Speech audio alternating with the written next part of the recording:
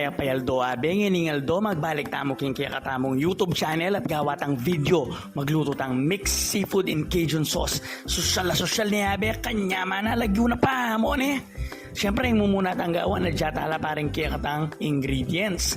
Itang kaya katang taong ang pong scallops, squid, crab, na ano pa yung kabitakin. Siyempre itang paros, wahe, are, itang mais, may lalako itang mais sabi, lemons, ay kanyaman, sosyal, bawang, may chapya yan, boy, are rin kaya katang powder, paprika, oregano, garlic powder, cayenne, thyme, onion powder.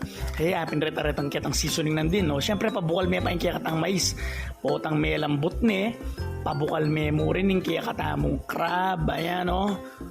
Ikit siya, nung nawaran ko bukal itang mais, at suya naman itang crab ka rin. Tsuking lalamit ang mais, yung kalingwan ne. O tang orange no rin crab rin, ni malyarin na likas yun, no? Linikas ko niya naman itang kaya katamong corn.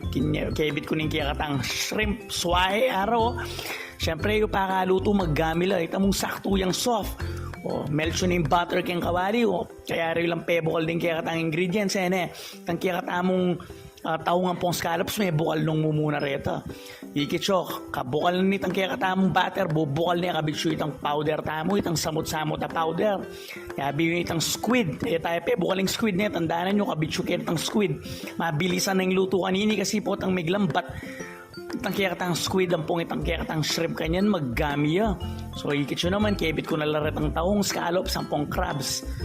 Ikitsyo itang tinulong nga ita. Lemon niya ito, dininan ko lang dito ka lemon. Bahala kay MBU. Saka yun yung kabit ng kaya katang swahe. Tapos, mix siya, kabit siya itang kaya katang crab paste. Ay, Diyos ko, makatas presyon, pero manyaman. Aliwa kayo, abe. Ayan, dininan kayong salt and pepper to taste. O, syempre, ayan yung kaya katang finished product. Kanyaman, boy. Mixed seafood in Cajun sauce. Aliwa ko!